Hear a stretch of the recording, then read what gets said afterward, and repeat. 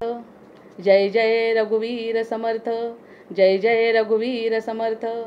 सदा सर्वदा योग तुझा घडावा, तुझे कारणी देह माझा पडावा। उपेक्षू नको गुणवंता अनंता, रघुनायका मागणे हेची आता। हनुमंतांची कुळवल्ली राम मंडपा वेला गेली, श्रीराम भक्तीने फळली। रामदास बोले या नामे, शुका सारिखे पूर्ण वैराग्य जाचे। वसिष्ठा परिज्ञान योगेश्वराचे, कवी वाल्मिका सारिखा मान्य ऐसा। नमस्कार माझा सद्गुरु रामदासा, जयाचा जगी जन्म नामार्थ झाला। जयाने सदा वास नामात केला, जयाच्या मुखी सर्वदा नाम कीर्ती। नमस्कार त्या ब्रह्मचैतन्य मूर्ती, नेत्राने गुरुराजमूर्ती आपुली। मी जे धवा पाहिली, तू विष्णू शिव तूच दैवत मला। तू तात तू माऊली, झाला भाव मनात या मग करू कोणास पाचारण। प्रल्हादा गुरुराजया नित तुम्हा, माझे असो वंदन। अनेन प्रियताम देवो भगवान जानकी पतिः, श्रीरामचंद्र पूर्वेशाम अस्माकं अनेन प्रियताम देवो भगवान जानकी पतिः, श्रीरामचंद्र पूर्वेशाम अस्माकं कुलदैवतम। श्रोता वक्ता श्रीराम समर्थ, जय जय रघुवीर समर्थ, जय जय रघुवीर समर्थ। अर्चिता नाम मूर्तानां पितॄणां दीप्ततेजसां, नमस्यामि सदा तेषां ध्यानिनां दिव्यचक्षुषाम्। इन्द्रादीनां च नेतारो दक्षमारीचयोस्तथा, सप्तर्षीणां तथा नेष्यां तान् नमस्यामि कामदान्। मन्वादीनां मुनीन्द्राणां सूर्याचन्द्रमसोस्तथा, तान् नमस्याम्यहं सर्वान् पितॄनप्सु दधावपि। नक्षत्राणां ग्रहाणां च वायज्ञोर्नभसस्तथा, द्यावा पृथिव्योऽव्योश्च तथा नमस्यामि कृताञ्जलिः। देवर्षीणां जतीन्द्रुश्च सर्वलोकनमस्कृताम्, अक्षयस्य सदा दातृं नमस्येऽहं कृताञ्जलिः। प्रजापते कश्यपाय सोमाय वरुणाय च, योगेश्वरेभ्यश्च सदा नमस्यामि कृताञ्जलिः। नमो गणेभ्यः सप्तभ्यस्तथा लोकेषु सप्तसु, स्वयंभुवे नमस्यामि ब्रह्मण्ये योगचक्षुषे। सोमाधारान् पितृगणान् योगमूर्तिधरांस्तथा, नमस्यामि तथा सोमं पितरं जगतामहम्। अग्निरूपांस्तथैवान्यान् नमस्यामि पितॄनहम्। अग्निशोममयं विश्वं यतयेतदशेषतः, ये तु तेजासि ये चैते सोमसूर्याग्निमूर्तयः। जगत्स्वरूपिणश्चैव तथा ब्रह्मस्वरूपिणः, तेथ्योऽखिलेभ्यो योगिभ्यः पितृभ्यो यतमानसः। नमो नमो नमस्ते मे प्रसीदन्तु स्वनाभुजः। करचरणकृतं वा कायजं कर्मजं वा, श्रवणनयनजं वा मानसं वापराधं। विहितमविहितं वा सर्वमेतत् क्षमस्व, जय जय करुणाब्धे श्रीमहादेव शंभो। ओम नमः शिवाय, ओम नमः शिवाय, ओम नमः शिवाय। जे काही घडतं ते चांगल्यासाठीच घडतं असं समजून मागच्या वेळेस जे मला थांबावं लागलं होतं ते थोडीशी उजळणी होईल आणि त्याच्या पुढे आपल्याला जायचं आहे। आश्चर्य हे वाटतं, कधी कधी असं वाटतं आपल्याला की आपण जेव्हा समुद्र पाहायला जातो, समुद्र किनाऱ्यावरती जेव्हा जातो, तर बाहेरून जेव्हा जातो तर तो किनारा जेव्हा दिसतो ना, असं वाटतं समुद्र तिथेच आहे। प्रत्यक्षामध्ये आणखी आणखी पुढे जात जातो, प्रत्यक्षात समुद्र आणखी दूर असतो आणि समुद्र किनाऱ्यावरती गेल्यानंतर मग प्रत्यक्ष समुद्र दिसतो। बरं, प्रत्यक्ष समुद्र दिसला तरी सुद्धा आणखी दृष्टी जेव्हा दूर जाते तर तो क्षितिजापर्यंत दिसतो आणि तो जो क्षितिजापर्यंतचा भाग आहे ते पूर्णाचा भाग आहे। आणि तो पूर्ण जरी नसला तरी तो भास भगवंत आपल्याला देत असतो अशी कल्पना आपण करू। पूर्ण समुद्र त्या ठिकाणी मावला जातो। आता त्यासाठी एक छान उदाहरण मला आठवतं, म्हणजे की आता आपण हे मोबाईल वापरतो आणि इतके अगदी भारी भारी मोबाईल घेतो, महाग महाग मोबाईल घेतो आणि त्यांनी जेव्हा फोटो काढतो त्या फोटोचे एवढे मेगापिक्सल असून सुद्धा त्यामध्ये ते दृश्य येत नाही जे दृश्य मी क्षितिजापर्यंत बघू शकते. म्हणजे देवानी दिलेले हे जे 2 डोळे आहेत ते कॅमेरापेक्षाही अधिक पॉवरफुल आहेत असं म्हणायला हरकत नाही. आणि त्यावेळी आपल्याला आपल्या डोळ्यांची किंमत कळते. म्हणजे जसं जसं आपण त्याच्याजवळ जातो तसं तसं असं सापडल्यासारखं वाटतं, प्रत्यक्षात सापडत नाही आणि कुठेतरी पूर्ण आहे असं समजून आपल्याला मनाची शांती करून घ्यावी लागते. आणि मग तो शांती मंत्र आपण म्हणतो की सगळं काही पूर्ण आहे. मग त्या पूर्णाचा जर शोध घ्यायचा असेल तर मला भक्तिरूपाने घ्यावा लागतो. ज्ञानरूपाने घेतला तरी शेवटी भक्तिरूपाने घ्यावा लागतो असं जेव्हा कळतं तेव्हा हे समुद्राचं उदाहरण अगदी त्यासाठी योग्य आहे. की एकदा आपण फिरायला गेलो, नुसता किनारा दिसला, किनाऱ्यावरती त्याच्या लाटा दिसल्या, लाटांनंतरचा समुद्र पण दिसला, काही वेळ बोटीत गेलो आणि मध्यभागीत आपण जाऊ शकलो नाही, पण जितकं जाता येतं तितकं गेलं. आणि नंतर जेव्हा आपण आणखी दूर बघितलं तेव्हा ते क्षितिजावरती संपलेलं पाणी दिसलं. प्रत्यक्षात ते आपल्याला माहिती आहे संपलेलं नाही, हे बुद्धीला माहिती आहे. पण अशा बुद्धीला माहिती नसणाऱ्या गोष्टी सुद्धा आहेत हे भक्ताला कळतं म्हणे. हे भक्ताला कळतं. मग हे ज्ञान आहे का? समुद्र कुठपर्यंत गेला? आता दुसरं उदाहरण जर पाहिलं तर समोरून जेव्हा आपल्याला एखादा डोंगर दिसतो त्या डोंगरावरती आपल्याला असं वाटतं तिथे गेल्यावर सगळं काही आपल्याला स्पष्ट होईल, पण डोंगरावरती गेल्यावर कळतं की दुसऱ्याही बाजूला जीवन आहे. मग हे इकडून आपल्याला माहिती असतं की तिकडे काहीतरी आहे, पण त्याची एक गोष्ट मनात पक्की असते की काहीतरी आहे. कारण डोंगर ज्या अर्थी उंच आहे त्या अर्थी त्याच्या मागे काहीतरी आहे, ही संकल्पना आहे आपल्या मनाची. आणि ही जी संकल्पना मनाची आहे ना, ती मनाची संकल्पना आपण जर परमेश्वराबद्दल करून घेतली मग त्या ठिकाणी पूर्णत्व आहे. मग काही समजून घेण्याची गरज नाही. जसा समुद्र किती पसरला, किती लांब आहे, कुठे जोडला गेला याच्याशी संबंध नाही, पण क्षितिजाकडे लक्ष गेल्याबरोबर आपली दृष्टी त्या ठिकाणी स्थिर होते आणि स्थिर झाल्यानंतर त्याची भव्यता मनाला पटते. एवढं खरं ज्ञान आहे. आपण देहाबद्दल बघत होतो ती अर्धा भाग राहिला. बरं झालं त्यानिमित्ताने उजळणी होईल, थोडीशी उजळणी करते आणि त्याच्या पुढच्या भागाकडे वळते. कारण ते संपलं असं वाटतं. किनाऱ्यापर्यंत आलो, किनाऱ्यावरती आल्यानंतर तळमळ झाली मध्ये जावं अशी.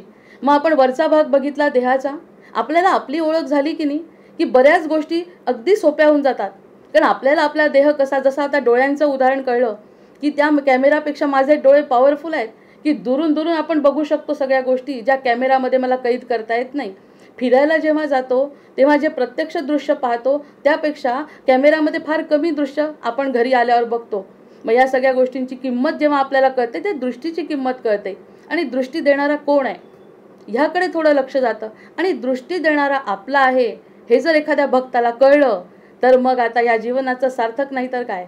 जर मी कोण आहे हे कळणं आणि मला कोणी तयार केलं हे कळणं, आणि यामध्ये जसं क्षितिजावरती मन शांत होत आहे, क्षितिजाच्या पुढे समुद्र असला काय आणि नसला काय माहिती आहे, आणि नसताही तरीही त्या ठिकाणी बुद्धी जर शांत झाली तर ती शून्यावस्था आहे असं आपण आपल्या मनाला ठरवायचं आणि भक्त होण्याचा प्रयत्न करायचा. आणि भक्त होण्यासाठी थोडंसं अशी जुजबी जरी माहिती आपल्याला काठाकाठावर जरी तरंगलो आपण, तरी मला तर इतका त्यात रस यायला लागला आजकाल की अशी इतकी अद्भुत गोष्ट थोडक्या शब्दात सगळेजण आपल्याला सांगत असतात आणि मन असं प्रसन्न होऊन जातं. आता आपण वरचा भाग बघितला, वरचं डोकं म्हणजे ब्राह्मण सांगितलं, मधला भाग सांगितलाय आपण क्षत्रिय, तिसरा भाग आपला सांगितला पोटाचा वैश्य, खाणं खाऊन सुद्धा संपत नाही, आणि शेवटचा सांगितलाय क्षुद्र, पायांच्या शिवाय आपलं जीवन अधुरं आहे, मनाच्या शिवाय जीवन अधुरं आहे, ज्ञानेंद्रियांच्या शिवाय जीवन अधुरं आहे. म्हणजे सगळ्या गोष्टींनी भरलेला हा जो देह आहे त्या देहाची संकल्पना मला कळली आणि या सगळ्या गोष्टी एकमेकांना पूरक आहे हे सुद्धा आपण थोडक्यात आपण उजळणीमध्ये मागच्या वेळेस बघितलं. आणि दुसऱ्यानंतर आतमधलं बघितलं, पिंड सुद्धा बघितले. म्हणून कितीतरी गोष्टींची उत्तरं आज मला मिळणार आहेत. कितीतरी गोष्टी, कारण ज्या काही बोलते मी त्या आत्मपरीक्षणात्मकच बोलते. या गोष्टींची उत्तरं जेव्हा मिळतील ना तर मन शांत होतं आणि काय करायला पाहिजे आणि काय करायला नको हे गोष्ट स्पष्ट होतं. मग पिंडाबद्दल जेव्हा बोलतो तर वरवरच्या ज्या गोष्टी करतोय आपण, परिचर्या, तीर्थाटन, व्रत, वैकल्य, अनुष्ठानं वगैरे, हे सगळं संत समागम करण्यासाठी अत्यंत आवश्यक असा जो देह आहे तो देह स्थूल आहे. त्या स्थूल देहाने आपण जर तिथे गेलो तर त्याला स्थूल देह तो स्पष्ट दिसतो. आणि खरं म्हणजे सगळ्यात जास्त मन आपलं स्थूल देहावरती केंद्रित झालेलं आहे. केंद्रित म्हणजे काय, स्थूल देहाव्यतिरिक्त दुसरं काही नाहीच आहे असं मला वाटतं.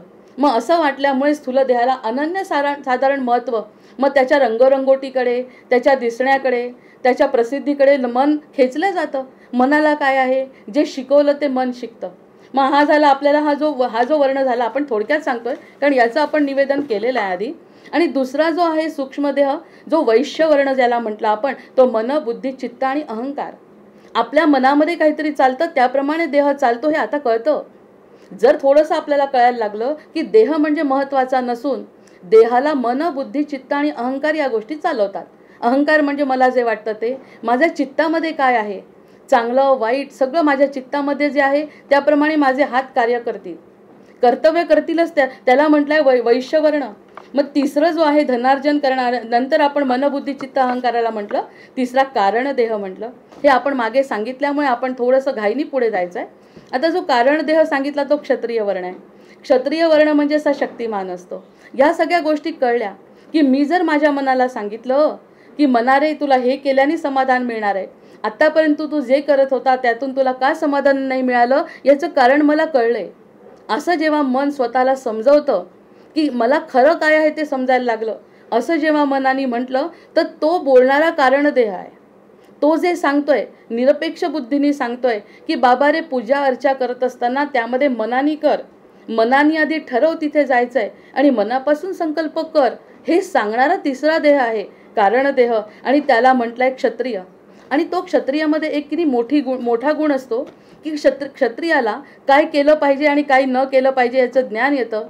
आणि मुख्य म्हणजे त्याला एक प्रकारचं समज येते की हे केल्याने माझं कल्याण आहे. त्यासाठी आपण याचं उदाहरण घेतलं होतं एका सैनिकाचं, की सैनिक आपलं घरदार सोडून देशाच्या रक्षणाकरता जातो आणि त्या ठिकाणी तो देशरक्षण करत असताना आनंदी असतो. तो जगला किंवा त्याचा मृत्यू झाला, शहीद झाला, तरीसुद्धा त्याला त्याचं दुःख वाटत नाही, कारण तो स्वयं केंद्रित असतो, पण देहानी नाही नुसत्या. त्याचं मन, बुद्धी, चित्त, अहंकार हे सगळ्यांवरती असलेला कारण देह, त्यांनी त्याला एक विशिष्ट असं कारण दिलेलं असतं. आणि ते कारण देहाच्या ठिकाणी मग ते आकाशतत्व वाढतं. अरे मला काय झालं तरी चालेल, माझ्या देहाला काही झालं तरी चालेल, मला काही वाटणार नाही, कारण ते आकाशतत्व उदारता त्याच्या मनाची वाढलेली असते, जी देहतत्वामध्ये नसते. त्या स्थूलामध्ये ती नसते, कारण स्थूलाला एवढंसं जरी धक्का लागला तर जीव तळमळतो आणि या देहाच्या संबंधित सगळ्या गोष्टींना तो विषाद करत राहतो, जसा अर्जुनाला झाला. अर्जुनाचे दैहिकच सगळे सोयरे आहेत, त्यामुळे त्याला खूप विषाद वाटला की आमच्याच लोकांना कसं मारायचं.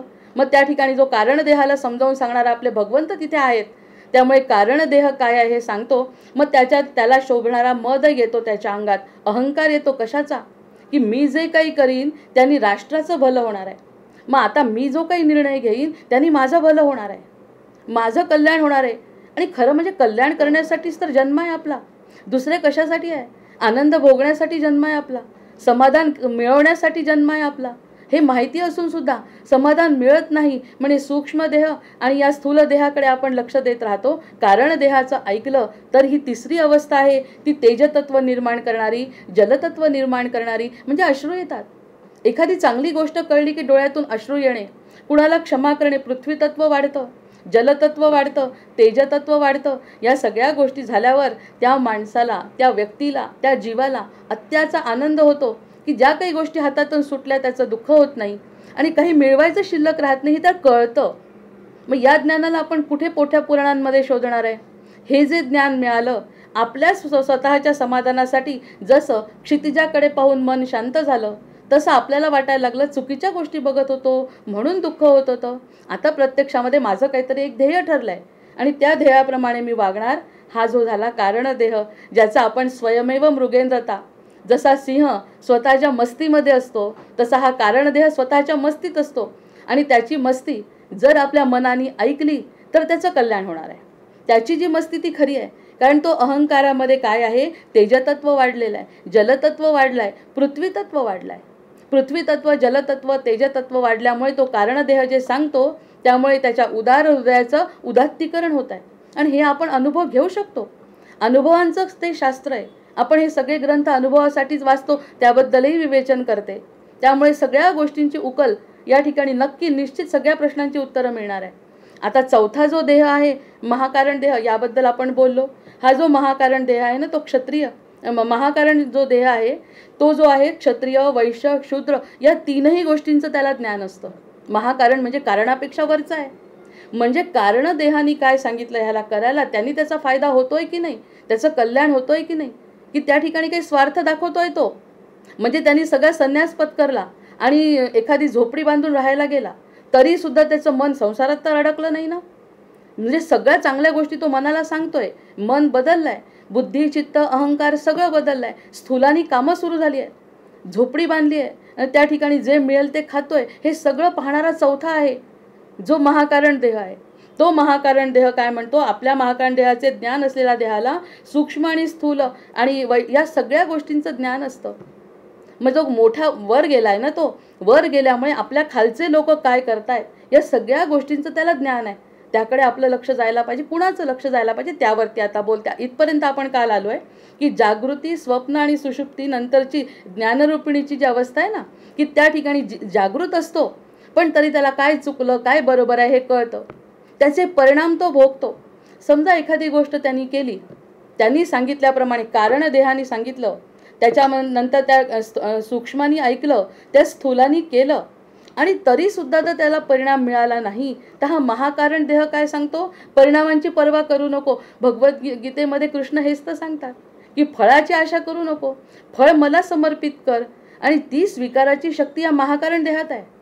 मी सगळं चांगलं केलं, आपण म्हणतो ना बरेचदा, इतके चांगले लोक आहेत जगामध्ये, संत साधू सज्जन, कधी कधी त्यांना का भोगावं लागतं, याचं कारण त्यांना कळतं ते की ते काही खरं नाही आहे. तो महाकारण देह त्यांचा जो जागृत आहे, म्हणजे ती जी अवस्था आहे त्याला ब्राह्मण वर्ण म्हटलंय. आणि त्या ब्राह्मणांना तसंही विचार केला, जो बुद्धिवान आहे, ज्याला धर्माचं ज्ञान आहे, त्याला बाकीच्या सगळ्या गोष्टी समजणार नाहीत. आणि जर समजल्या नाही तर चूक आहे. आता ही जर त्याला त्या गोष्टींचं पक्क ज्ञान झालं नाही आणि त्याचा अहंकार झाला तर तो महाकारण देहापर्यंत गेला नाही. अष्टावक्रचं मला नाव आठवत नव्हतं मगाशी, त्या ठिकाणी त्यांनी दुसऱ्यांचा, त्यांच्या एका सद्गुरूंचा पराभव का बरं केला, कारण ज्ञान त्याच्याजवळ होतं पण अहंकाराने भरलेलं ज्ञान असल्यामुळे त्याचा पराभव झाला. आणि त्यांनी सांगितलं की माझ्या वडिलांना म्हणे तुम्ही या ज्ञानामध्ये तुम्ही हरवलं आणि त्याला जलसमाधी घ्यायला लावली माझ्या वडिलांना, तर ते ज्ञान मेलं नाही म्हणतो तो. माझ्या वडिलांचं जे ज्ञान आहे शरीराने ते गेले. अष्टावक्र सगळीकडून 8 ठिकाणी त्यांचं शरीर व्यंग होतं त्यांना, तरीसुद्धा ते म्हणतात आहे की देहाचं काय करायचं आहे. माझे वडील गेले आणि त्या आईला विचारतो तो सारखा, आई मला सांग काय झालं, वडिलांचं काय झालं. मग आईने जेव्हा सांगितलं तेव्हा तो म्हणतो आत्ताच्या आत्ता त्या ब्राह्मणाचा मी हे करतो, मी जातो त्याच्याकडे आणि शास्त्रार्थ करतो. आणि त्या ठिकाणी काय फरक पडला, मग दोघांमध्ये काय फरक पडला, त्यालाही शास्त्रार्थ येत होतं, यालाही शास्त्रार्थ येत होता.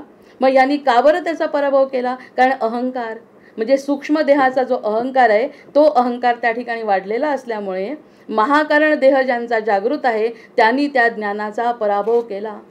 म्हणजे त्यांनी सांगितलं माझे वडील गेले, माझ्या स्वतःच्या शरीराला अर्थ नाही, मी 8 ठिकाणी वाकडा आहे, तरीसुद्धा मी तुला हरवू शकतो, कारण ज्ञानाला समाप्ती नाही. मला जे मिळालं आहे, मी कोण आहे याचं ज्ञान, मी तुझ्यासमोर उभं राहतो आणि शास्त्रार्थ करतो आणि हरवतो. त्याच्याही पुढची गोष्ट अजून, ज्या ठिकाणी आपण कारणदेह बोललाय, मग ते म्हणतात मी हरलो, मी चुकलो आणि मी आता जलसमाधी घेतो. त्या ठिकाणी यांचं पृथ्वीतत्व वाढलेलं, जलतत्व वाढलेलं आणि तेजतत्व वाढलेलं, सगळ्या तत्वांनी भरलेले हे जे अष्टावक्र आहेत त्यांनी सांगितलं तुम्ही जे केलं तेच जर मी केलं तर तुमच्यात आणि माझ्यात फरक काय. त्यामुळे त्यांनी त्या ठिकाणी त्यांना क्षमा केली आहे. आणि क्षमा केल्यामुळे ते म्हणतात की या क्षमेमुळे मला आणखी त्रास होतोय, कारण अरे बाबा एकदाचा माझा देह गेला असता तर माझी बुद्धी तरी नष्ट झाली असती, पण आता तू मला जिवंत ठेवून इतका त्रास देतोय की ते जिवंतपणे यातना मला मिळतात आहे, हे क्षमेचा परिणाम आहे. तर तो त्याच्यावरती उत्तर देतो पश्चात्तापाने सगळं काही निवळणार आहे आणि तुझं उरलेलं जीवन चांगल्या कार्यासाठी लागणार आहे, मी तुला क्षमा करतो. लहानसा 18 वर्षाचा अष्टावक्र. मग हे सगळं महाकारण देहाचं कार्य आहे. म्हणजे कारण देहाला काही माहिती नव्हतं त्याच्या काय ज्ञान आहे काय आहे, पण तेजतत्व वाढलेलं नसेल तर महाकारण देह काही करू शकत नाही. मग महाकारण देहाला सगळं कळतं. हा एवढासा 8 ठिकाणी वाकडा आले परंतु पूर्ण ज्ञानी. ते म्हणतात माझे वडील गेले तरी ज्ञान संपलेलं नाही, तू माझ्या वडिलांना देहसमाधी दिली, माझाही 8 ठिकाणी वाकडं असं माझं शरीर आहे, पण ज्ञान एकच आहे, त्या ज्ञानाने मी तुला हरवतो. आणि त्या ज्ञानामध्ये फरक कोणता होता, की त्याची चित्तबुद्धी अहंकारामध्ये कोणत्याही प्रकारची वासना नाही, उलट तेजतत्व, जलतत्व, पृथ्वीतत्वानी भरलेला क्षमा करणारा असा तो व्यक्ती असल्यामुळे त्याला त्यामध्ये अजिंक्यपद मिळालं आणि सगळ्यांनी त्याचा जय जयकार केला. हे चौथं शरीर आता ह्या गोष्टीमुळे कळलं की नाही आपल्याला. म्हणजे कारण देहामध्ये बरेचदा कळतं आपल्याला, पण ते कारण देह तसा वागतो की नाही बघायला चौथा सुद्धा देह आपल्याच पिंडात आहे. म्हणजे फक्त शरीरामध्ये आपलं मुख, आपला मधला भाग, पोट आणि पाय एवढेच ठिकाणी नाही, तर अंतर्यामी सुद्धा असे 4 प्रकार. आणि याचा अनुभव कळल्यानंतर खरंच सगळ्यांना येईल की नाही बघा. मग तो वेदशास्त्र, काव्य, व्याकरण सगळं जाणत असतो, पण जाणणं आणि न जाणणं त्याच्यासाठी महत्त्वाचं नाही. त्यासाठी महत्त्वाचं आहे गुरुकृपा. माझ्यावरती जर गुरुकृपा असेल तर मला हे सगळं आपोआप मिळेल. आणि कारण ते चित्तशुद्धीनी आणि मनापासून त्यांनी केलेलं आहे. मनापासून त्याला हरवायचं म्हणून गेला नाही. त्यांनी सांगितलं ज्ञान चुकीचं वापरतोय आणि अशा चुकीच्या ज्ञानाला तुला शिक्षा मिळायलाच पाहिजे. म्हणजे याच देही याची डोळा. त्यांनी सगळं स्वतःचं ज्ञान संपलेलं बघितलं. एका छोट्या मुलासमोर तो पराजित झाला. या सगळ्या गोष्टीतून आपल्याला अचानक आठवलेली गोष्ट, यामुळे आपल्याला चौथा देहाची जागृती सुद्धा समजली आणि हे आपल्या प्रत्येकामध्ये आहे. आता हा बिंदू मिळतोय आपल्याला मार्गदर्शनाचा. त्या बिंदूवर आपण आपला स्वतःचा विचार करून कुठेतरी मती स्थिर केली. ज्ञानाकडे करायचीच नाही आहे, फक्त काय करायचं ते पुढच्या निरूपणामध्ये येणार आहे. ज्ञान हे महत्त्वाचं नाही. या ठिकाणी याचं किती होतं आणि त्याचं किती होतं नाही, त्यावरती गुरुकृपा होती. त्यामुळे त्याला मिळाला सन्मान. त्याच्या बुद्धीला, त्याच्या ज्ञानाला आणि त्याच्या समर्पणाला सन्मान मिळाला. आणि सन्मान मिळाल्यानंतर सुद्धा त्यांनी त्याचा दुरुपयोग केला नाही, उलट क्षमा केली आहे, जशी द्रौपदीने केली आहे. जो क्षमा करतो, ह्या अशा प्रकारची तत्व ज्यांच्या अंगात वाढतात त्यांचा महाकारण देह जागृत आहे. म्हणजे काहीतरी मोठं दिव्य आपल्याला करायचं आहे. म्हणून महाकारण देह हा ब्राह्मण आहे. ब्राह्मण हा जो आहे तो या सगळ्या शूद्र, वैश्य, क्षत्रिय या सगळ्यांना जाणतो आपल्यात असलेल्या. मग क्षत्रिय चुकत असेल तर क्षत्रियाला मार्गदर्शन करतो, वैश्य चुकत असेल वैश्याला मार्गदर्शन करतो. बाबा रे खूप झालं कमवणं, थांब आता, त्याच्याशिवाय तुला सुख मी मिळू देणार नाही. आणि त्यानंतर शूद्र असेल, नुसतीच उपास करत असेल, व्रतवैकल्य नुसतीच करत असेल, त्यालाही थांबवेल. किंवा तो सगळं व्यवस्थित करत असेल त्याला परिणाम देईल. बाबा रे हे चालू राहू दे, कारण ते चालू राहिल्याने तुला जे काही मिळणार आहे ते शाश्वत समाधान मिळणार आहे. प्रत्यक्षात सुखदुःख मिळालं तर ते आपण शरण जायचं आहे भगवंताला. त्याचा जो हिशोब आहे तो भगवंत बघून घेईल. अशी स्थिरता, अशी स्वीकारण्याची वृत्ती या महाकारण देहामध्ये असते. मग महाकारण देह आपला किती जागृत असायला पाहिजे. वेगवेगळ्या पद्धतीने लोक योगशास्त्राच्या दृष्टीने बघतात, कोणी कशाच्या दृष्टीने बघतात, कोणी वेदांताच्या दृष्टीने, कोणी भगवद्गीतेच्या दृष्टीने, कोणी दासबोधाच्या दृष्टीने. पण ह्याचा शोध घेतात तेव्हा आनंद होतो. अरे आपल्याला हे जाणवत असतं, हे सगळं मला जाणवत आहे. हे ज्ञान होणं म्हणजे आपण स्वरूपाने पूर्ण अज आणि आपणच ब्रह्म आहोत. आपल्यालाच तर क्षमा करता येते. जशी अष्टावक्रांनी केली तशी आपण जर केली तर आपण त्याच्यासारखं होऊ. ही सगळी उदाहरणं आपल्याला आता इथे झाले 4 वर्ण. ह्यावरती आपण मागे थांबलो होतो. फक्त गोष्ट सांगितल्या नव्हती गेली अष्टावक्राची, बाकी या ठिकाणी आपण थांबलो. आता आजचा जो विषय आहे, आता हे ब्राह्मण जाणतो आहे शूद्र, वैश्य, क्षत्रियाला आपल्या आतमध्ये असलेल्या. अजून तर काही षड्रिपूंबद्दल बोलतच नाही आपण, वाईट आणि चांगल्यावर बोलत नाही आहे. आपण आपल्यामध्ये काय गोंधळ चाललाय त्याचं निरीक्षण जेव्हा करतो तेव्हा हे कळतं. आताची जी अवस्था आहे, आपण स्वतः आणखी वेगळं आहोत. जसं आता आपण समुद्र किनाऱ्यापर्यंत आलो, समुद्र किनाऱ्यावरती लागली रेतीनंतर लागल्या लाटांच्या पुढे गेलो तर थोडी खोल जमिनीच्या नंतर आणखी मध्ये समुद्रात गेलो आणि मग समुद्राच्या नंतर जायचा प्रयत्न केला तर आपल्याला समजलं अथांग आहे. मग खाली समुद्रावरती येऊन आपण फक्त क्षितिजाकडे बघितलं, शांत झालो. नाही बाबा मी याला पूर्ण करू शकत. असे कितीतरी डोंगर आहेत, असे कितीतरी समुद्र आहेत. म्हणजेच तसं ज्ञान आहे. हे ज्ञान सुद्धा अथांग आहे समुद्रासारखं, म्हणून समुद्राचं उदाहरण दिलं. आणि हे समुद्रासारखं जे अथांग ज्ञान आहे ते माझ्या बुद्धीच्या कक्षेत नाही आहे. त्यापेक्षा अष्टावक्रासारखी जर आपण तपश्चर्या मनाने आपण भक्ती केली तर काय होईल, हे सगळं ज्ञान मला आपोआप मिळेल, ज्याचा मला माझ्यासाठी फायदा होईल. मला इतरांना हरवायचंच नाही आहे. म्हणजे जे काही करायचं असेल ते करून घेतील, ते ज्ञान मला मिळेल. ही सगळ्यात मोठी पावती देणारं एक 5वं शरीर आहे आणि ते म्हणजे आपण स्वतः आहोत, तो आहे आत्मा.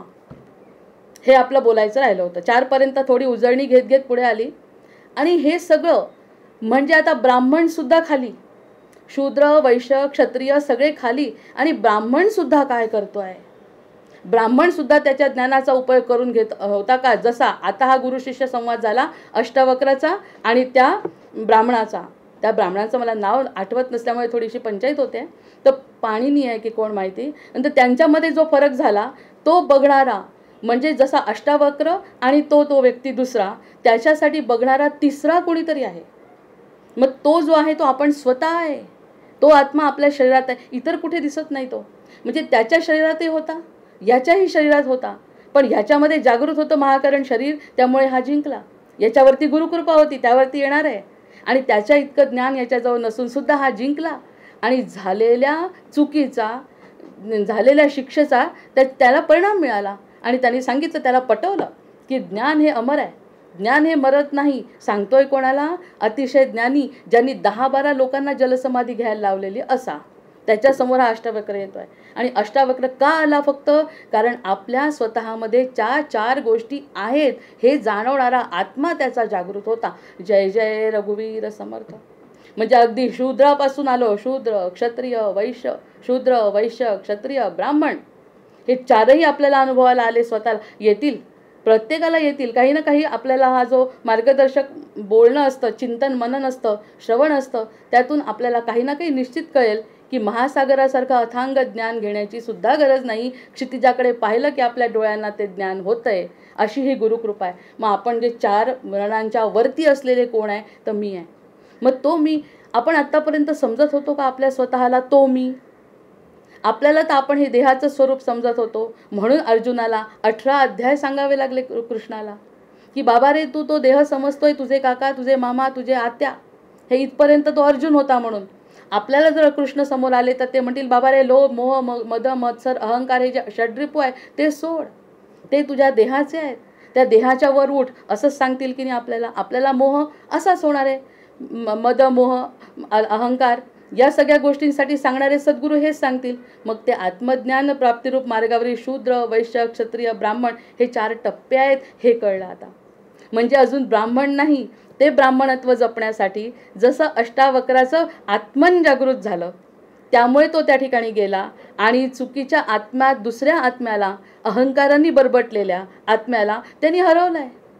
म्हणजे त्या दोघांचं जे गोष्टी घडल्या त्यामध्ये आत्मा चौथा 5वा कोणीतरी आहे हे कळलं की त्यालाही तितकंच ज्ञान आहे, याला तर तितकं ज्ञान नाही आहे. पण शास्त्रार्थ करतो म्हणजे ज्ञान आहे, पण ज्ञान कोणतं? की ज्याच्यावरती गुरुकृपा आहे, असा हा 5वा.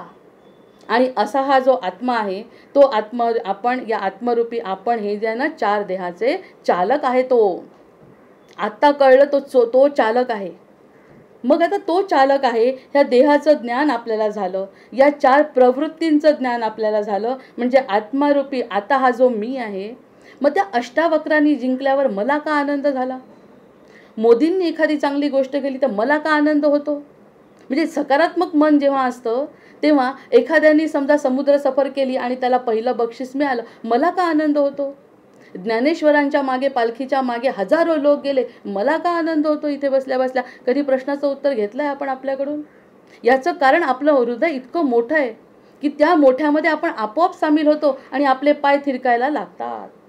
कारण त्यांचा जो सोहळा आहे, माऊलींचा जो सोहळा आहे, तो सोहळा जेव्हा चालू असतो तेव्हा आपण सुद्धा मनाने त्या ठिकाणी पाय आपले थिरकायला लागतात, डोळ्यातून अश्रू येतात, कारण आपणही तेच आहोत. प्रत्यक्षात आपण जाऊ शकलो नाही, कारण स्थूल देहानी काही मर्यादा आहे. मी मनाने जाऊ नाही शकली, म्हणून आपण नेहमी शिवमानस पूजा करतो त्याच्याऐवजी आज पितृअष्टक घेतलं आणि त्यानंतर शिवमानस बघितलं, करचरण कृतंबाज घेतलं की जे काही मी करेल, जे काही मी बोलेल ते सगळं माझं त्याला अर्पण आहे. मग आता मी त्या ठिकाणी पालखीत असली काय किंवा नसली काय, पण त्या ठिकाणी मला जो आनंद होतो कारण त्या हृदयाचा मी भाग आहे. आता हा असा सरळ संबंध जर कळला तर हा सांगणारा कोण आहे? हा सांगणारा आपल्यातलाच आहे की नाही शोधून बघू. हा आपल्याला सांगत असतो, आज हे का आवडतंय, आज हे का बोलतोय, कारण स्वतःबद्दल बोलतोय, इतरांबद्दल कुणासोबत चर्चा चालू नाही आहे की हा असा तो तसा, ह्याबद्दल चर्चा नाही आहे. चर्चा माझ्याबद्दल आहे. आणि मला असं कळतंय की इतकी दिव्य मी आहे की ज्या नुसत्या डोळ्यांनी मला क्षितिज दिसतंय. फक्त गुरुकृपा झाली की मला क्षितिज दिसतंय. मला समुद्राचा अथांगपणा पाहण्याची गरज नाही, गुरुकृपेने मला क्षितिज दिसतंय. मग या ज्ञानाचं क्षितिजसुद्धा जर दिसलं गुरुकृपेने दिसेल, अन्यथा मी कितीही पोहत जाईन तर मी समुद्र पार करू शकत नाही. काहीही झालं तरी समुद्र पार करू शकत नाही. मग अशा आत्मरूपी मी सर्वव्यापी आहे, म्हणजेच त्यांची पालखी निघाल्यावरचा आनंद, कोणाला बाळ झाल्याचा आनंद, कोणी माउंट एव्हरेस्ट सर केल्याचा आनंद का होतो. आपलं हृदय तसंच आहे. आणि तो जो पाचवा आहे ना, तो पाचवा. आणि प्रत्यक्षात आता आणखी एक गंमत आहे. हे पाचवा आपल्याला कळला. पाचवा कोण आहे? तो आत्मा आहे. आणि तो आत्मा इतका मोठा आहे की दुसऱ्याच्या आनंदात आणि दुसऱ्याच्या दुःखात सुद्धा सहभागी होतो आणि निर्लेप असतो. कारण तो स्वतः काय असतो? क्षत्रिय असतो. त्याला स्वतःचंही सुखदुःखाचं वाटत नाही, इतरांच्याही सुखदुःखाचं वाटत नाही, पण तो देहानी त्यांच्यासोबतच राहतो. कारण बाबा तुझं दुःख ते माझं दुःख, माझं दुःख मी विसरलो. इतका हा मोठा आपलाच आत्मा आहे. हा आपल्याला जर शोध लागला तर शांत नाही का होणार माणूस. मग हा जो आपलं हे जे जड शरीर आहे त्याची गंमत अशी आहे, इतकं जड शरीर आहे. मी कधी विचार केला का की मी उठू कशी? पटकन उठतो. लहानपणी उठतो मुलं, आपण मधल्या काळात उठतो. म्हातारपणी जेव्हा उठत नाही तेव्हा लक्षात येतं रे उठता येत नाही वाटतं. तेव्हा जाणीव होते उठवणारं कोणीतरी होतं, ते संपलंय का काय आता शरीराचा भान. मग जे जड शरीर पटकन कोण उठवतं? हे पाचवं शरीराचं जेव्हा ज्ञान होईल तेव्हा म्हटलंय, डोळ्याने बघतो ध्वनी परसतो, कानी पदी चालतो, जिव्हेने रस चाखतो, मधुनी वाचे आम्ही बोलतो, हाताने बहुसाळ काम करतो, विश्रांतीही घ्यावया, घेतो झोप सुखे व फिरून उठतो, ही ईश्वराची दया. आता ही जी ईश्वराची एवढ्या मोठ्या ज्ञानाचं, एवढं मोठं ज्ञान घेण्याचं कारण काय? आता मला प्रश्न विचारा की हे ज्ञान घेण्याचं कारण काय? अरे हे जर ज्ञान झालं की मला काहीच मिळवायचं नाही आहे, नुसतं उभं राहिल्याने मला क्षितिज दिसत आहे, नुसतं बसल्याने मला ज्ञान होतं आहे, कारण तो ज्ञान देणारा जो आहे ना तो माझ्यावरती कृपा करतोय.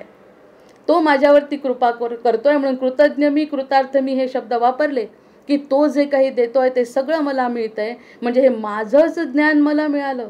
आत्तापर्यंत अगदी इकडचं तिकडचं सगळ्यांचं ज्ञान घेण्यामध्ये किती रस होता या स्थूल देहाचं. आता हे 4 वर्ण समजल्यामुळे स्थूल देहाला कुणाचं वाईट झालं की आनंद, कुणाचं चांगलं झालं की दुःख. आता आतमध्ये आपल्याला जर विचार केला, अरे तो जो वाटणारा आहे ना चौथं शरीर, 5वं शरीर, त्याला नाही होत आनंद, तो स्वतःच्याही दुःखात दुःखी नाही आणि स्वतःच्याही सुखात सुखी नाही. असं जेव्हा कळतं तेव्हा आपलं माऊलींसारखं हृदय मोठं नाही का होणार. मोठ्या हृदयाने आपण सगळ्यांकडे बघणार. म्हणजे ते 4 तत्व आहे, जलतत्व, पृथ्वी तत्व, तेज तत्व, हे सगळं वाढलं.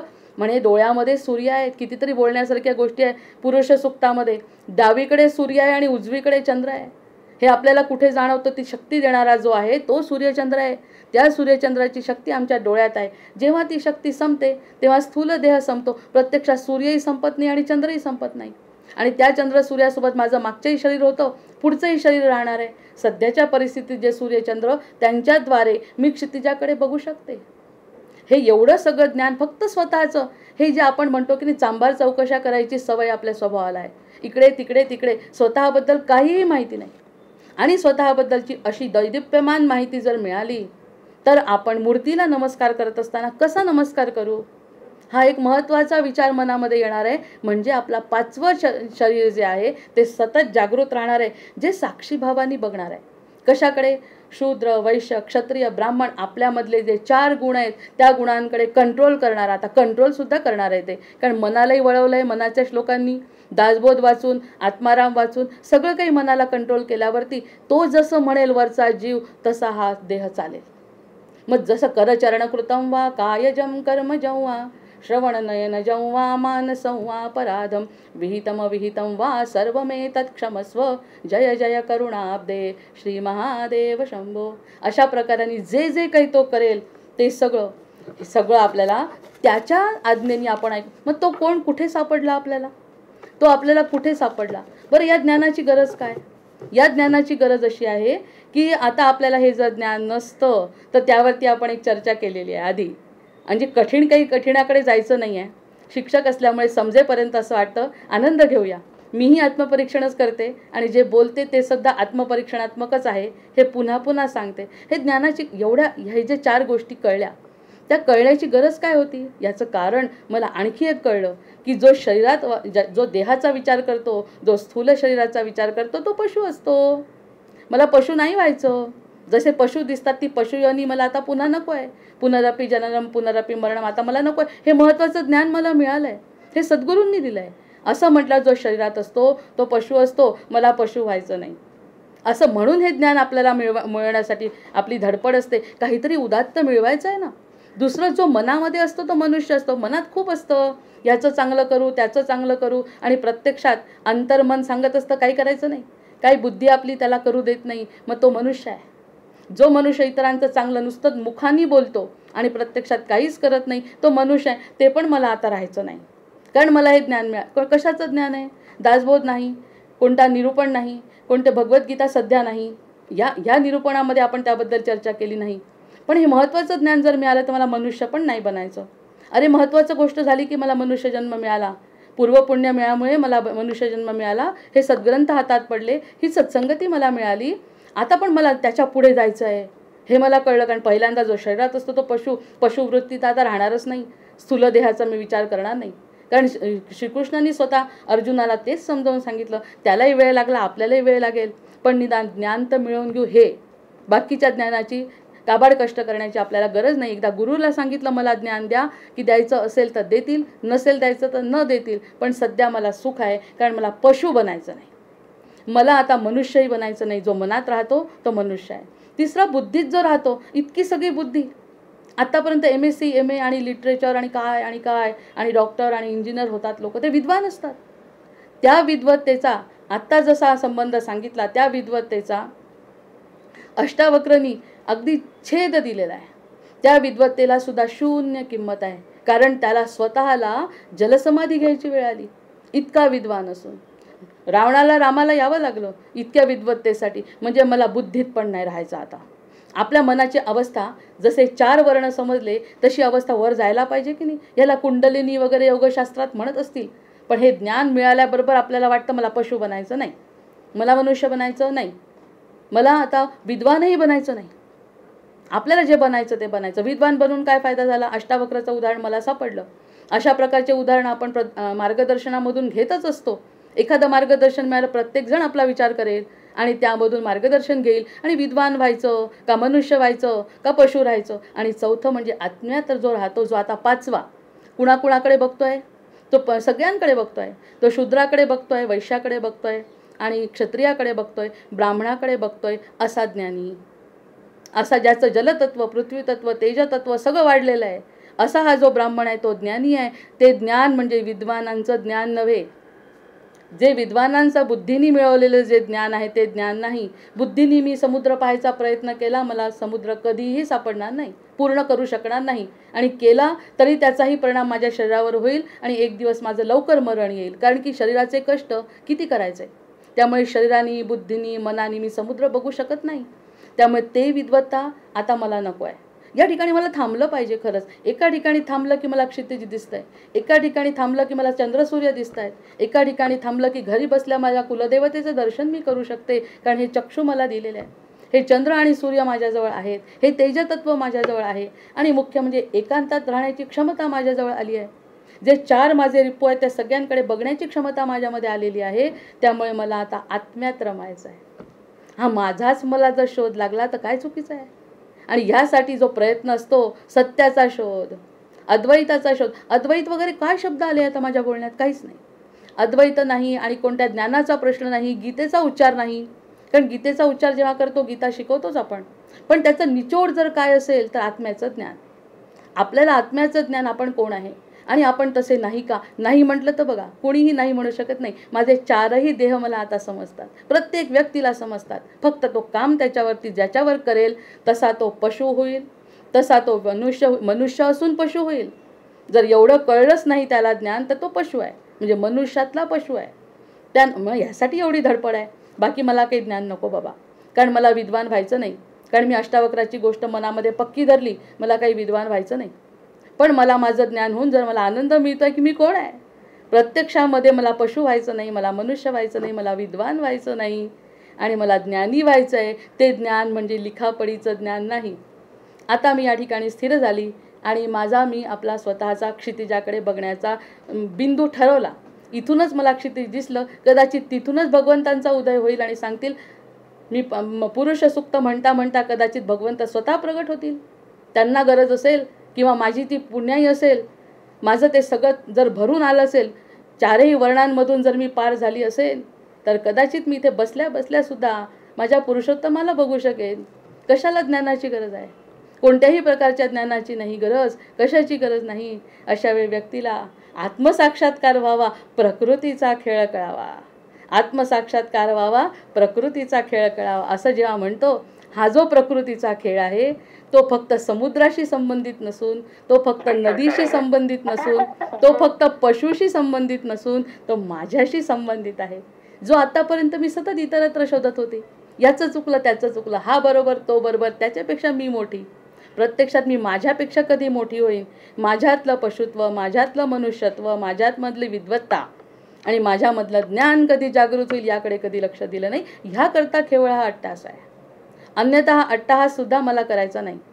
पण या ज्ञानाने जेव्हा आत्मपरीक्षण झालं, अरे मी कुणालाही क्षमा करू शकते, मी कुणालाही मार्गदर्शन करू शकते, मी कुणालाही सांगू शकते जे आत्तापर्यंत बुद्धी म्हणत होती तू काय करू शकते.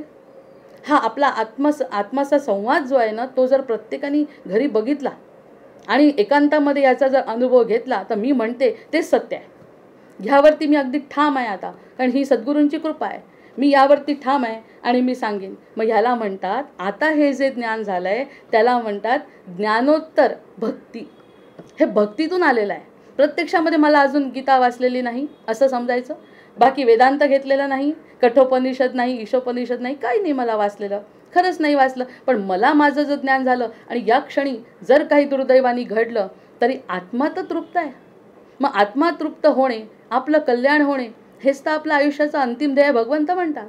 भगवंत म्हणतात कोणत्याही क्षणी मी तुझ्यासमोर उभा राहतो, फक्त तुझी ती अवस्था, या 4 अवस्थांमधून पार हो. आपण इतरांना चूक ठरवण्यात, इतरांना शूद्र क्षत्रिय वैश्य ठरवण्यात, मी ब्राह्मण आहे यामध्ये जो वेळ घालवला, त्याचा पश्चाताप जसा त्या शिक्षकाला झाला अष्टावक्राच्या समोर, मी जलसमाधी घेतो, अशी अवस्था आपली नाही का झाली मुमुक्षु लक्षणामध्ये. मग हे जेव्हा स्वतःला जाणवतो तेव्हा हे खरं ज्ञान म्हणण्यापेक्षा मला समाधान आहे या गोष्टीचं. ह्याला म्हणतात ज्ञानोत्तर भक्ती. ज्ञानेश्वर महाराज तेच म्हणतात आहे. ज्ञानेश्वर महाराज किंवा आमचे समर्थ, आपले समर्थ जे आहेत ते म्हणतात की ज्ञानयोग आहे पण भक्ती मार्गाने सांगितलेला. वेदांत वाचायला गेलं तर कोणाला वाचावं वाटत नाही. मी जर वाचला आणि 10 पेजेसच्या नोट्स काढल्या, मलाही समजत नाही आणि लोकांनाही समजत नाही. त्यामुळे त्यांनी बिचाऱ्यांनी हे सगळं करून ठेवलं आहे आपल्यासाठी. ज्ञानोत्तर भक्ती मिळावी हे सगळं तुला एकदा सांगून देतो आधी.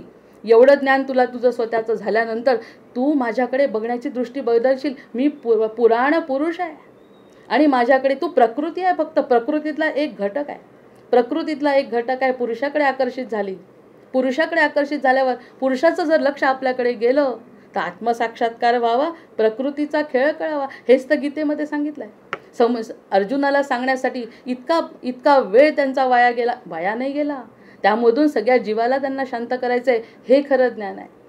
मी तर आज बोलता बोलता असं म्हटलं सुद्धा की काहीही वाचलं नाही आणि फक्त गीता वाचली आणि ज्ञानेश्वरी वाचली थोडीशी, त्यांच्या कृपेने जर समज तुझ्या दासबोधासी त्वा बोध व्हावे असं झालं तर मनाला इतकी शांती मिळते, कारण आपण आपल्यावर विजय मिळवतो. मग याला म्हटलंय त्यांनी की व्यक्तीला सत्याचं, ईश्वरी सत्याचं ज्ञान होतं. आता काय कळलं की तो समुद्र माझ्या आटोक्यात नाही. मग ते समुद्र मी शोधण्याच्या प्रयत्नात जाणार नाही. माझ्या आटोक्यात हे ज्ञान नाही. हे जे काही इतके ज्ञान आहे, एका याचं नुसतं पुरुष सुक्त जर म्हटलं 90 तर आपल्याला 47-48 श्लोक वाचावे लागतात आणि त्या प्रत्येकाचा अर्थ आणि ते एकाचं फक्त. असे कितीतरी ज्ञानाचं भंडार जर आपल्यासमोर असेल, मला काहीच कळणार नाही. माझा गोंधळ होईल ना मनाचा. तो मनाचा गोंधळ सुद्धा व्हायला नको. मग त्यासाठी आता 1-2 मिनिटात एक आणखी महत्त्वाची गोष्ट सांगते की हे जेव्हा असतं तेव्हा ज्ञान हे 2 प्रकारचं ज्ञान असतं. थोडक्यात सांगते, आता याच्यावरती पुष्कळ बोलण्यासारखं आहे, पण 2 प्रकारचं ज्ञान आहे की नित्य नैमित्तिक ज्ञान म्हणजे आता जे मिळवलं ते नित्य नैमित्तिक ज्ञान, म्हणजे काही वाचन करून, काही अभ्यासातून, काही लोकांच्या विद्वानांकडून जे मिळवलं ते ज्ञान. आणि दुसरं म्हणे स्वाभाविक ज्ञान असतं. ज्या स्वाभाविक ज्ञानाकडे मी खरं आकर्षित झाले. हे स्वाभाविक ज्ञान म्हणजे कसं की जे काही प्राप्त झालं आहे आता, जितकं 1% 1000 एवढ्या मोठ्या अमर्यादित समुद्रापेक्षा 1 अंश जरी मला कळला, त्या ज्ञानावर मी तृप्त आहे. नाही, ती तृप्तीच तर नसते. हे मिळालं ते मिळालं. मग दुसरं जे ज्ञान आहे स्वाभाविक ज्ञान, म्हणजे ते काय म्हणतात की प्राप्त केलेल्या ज्ञानाची ही पडताळणी असते. आज जे हसू येत आहे ती पडताळणी झाली आहे की हे काहीतरी कळलं आहे वेगळं. मोठ्या ज्ञानाची गरज नाही राहिली आहे. त्यावरच अधिक चिंतन करून स्वाभाविक ज्ञान, ज्ञानाचे 2 प्रकार, नित्यनैमित्तिक ज्ञान म्हणजे दृश्य आणि श्रवण. आपण ऐकतच असतो सतत. 10-12 वर्ष खूप श्रवण केलं आहे. ते 10-12 वर्षाचं जे ज्ञान आहे ते ज्ञान तिथे पुरेसं आहे. जितकं ऐकलं तितकं पुरेसं आहे. प्राप्त केलेल्या ज्ञानाची पडताळणी, त्यावर अधिक चिंतन, मनन आणि ज्ञान आचरणात स्वीकारतं. हे स्वीकार खूप महत्त्वाचं आहे. स्वीकाराची जादू. जे काही मला मिळालं आहे ते ज्ञान फक्त स्वीकारलं जावं, माझ्या बुद्धीमध्ये स्थिर व्हावं आणि या इथून आणि त्याच अनुभवावर ते टिकते सुद्धा. यावरती आपण अमृतकणावरती बोललो आहे. जे मला ज्ञान मिळालं त्यावरती बुद्धी स्थिर राहते. ती 5 मिनिटासाठी नाही राहत. त्याच अनुभवात राहते. अनुभवात आनंद घेते. स्वयमेव मृगेंद्रता. त्या ज्ञानावर आधारित जीवन जगायला लागते. जसं आम्ही सुगीताकार नंदापुरे सरांकडे गेलो. म्हणलं, हे गीता लिहिणारे तुम्ही साधे नाही हो, तुम्ही जगता. तुमच्या घरी आल्यानंतर आम्हाला जीवनानुभव मिळाला. खरं म्हणजे तिथूनच हा अनुभव मिळाल्यासारखं वाटतंय. पूर्ण श्रद्धेने त्यांना आज नमस्कार करते. ते म्हणतात जे काही ज्ञान मिळालं ते स्थिर झालं. स्थिर झाल्यानंतर ते अनुभवात आलं. अनुभवात आल्यानंतर ते ज्ञान जीवनात उतरते आणि शेवटी सगळ्यात महत्त्वाचा मुद्दा, मूळ स्वभावात स्थिर होते. तो माझा मूळ स्वभाव आहे.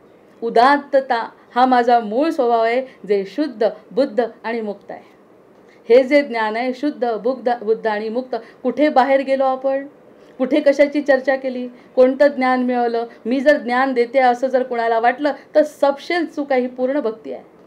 जे मी बोलते ती पूर्ण भक्ती आहे. तिथे ज्ञानाचा अंशही मला वाटत नाही. थोडीफार गोष्ट जी आपल्याला लागू पडते तेवढी ऐकल्यानंतर बुद्धी स्थिर केली. स्थिर केल्यानंतर तसं जीवन जगण्याचा आपण प्रयत्न केला तर सिद्ध लक्षण जे आपले समर्थांचं चालू आहे, लक्ष समासांचा, त्यावरती बुद्धी केंद्रित होते. जे शुद्ध नित सोन्याचा गोळा, सोलिव सुख, ते सोलिव सुख आहे. आणि हे कशाने मिळतं यावरती पुन्हा चर्चा होऊ शकते, पण या ठिकाणी मला आता थांबावं लागतंय. जय जय रघुवीर समर्थ. जय जय रघुवीर समर्थ.